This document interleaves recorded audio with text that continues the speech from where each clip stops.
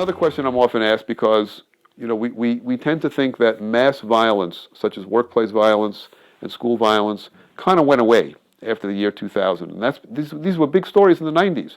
Hardly a month went by when you didn't hear about some act of workplace violence or a school shooting.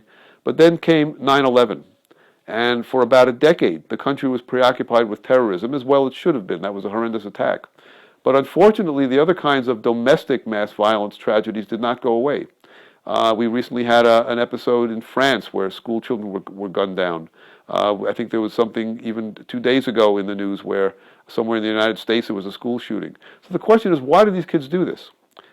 When we have a tragedy like this, the first thing we try to do is get inside the heads of the perpetrators and figure out why they would do something like this.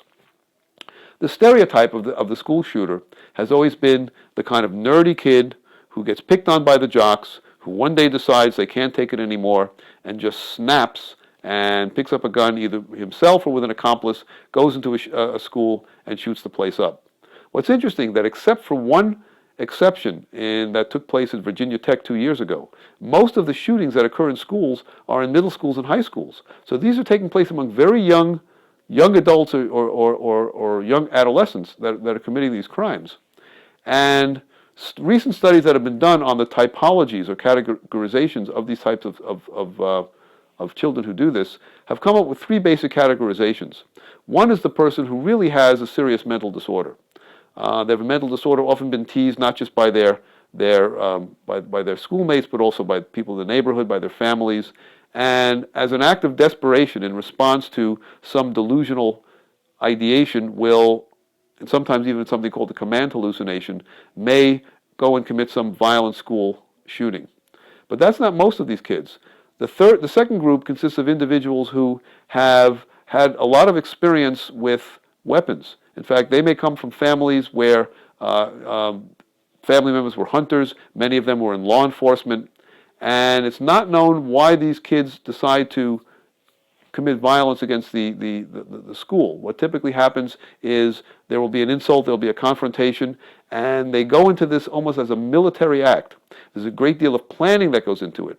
Other times they will inform other people on Facebook or earlier through the internet, and they will recruit followers. So these tend to be very charismatic, almost leader-like individuals who are doing this as some kind of crusade, either to get back at someone or just to prove their prowess and to make a point.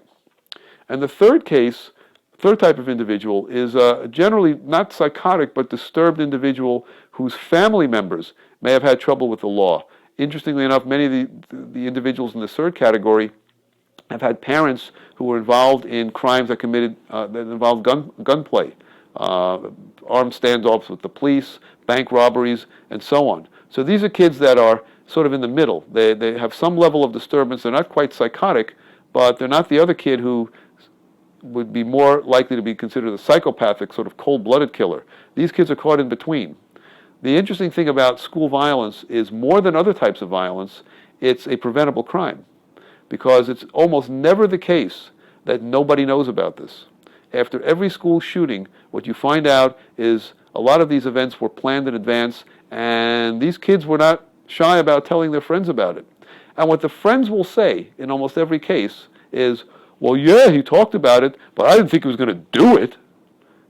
And that's why we need to take these things seriously.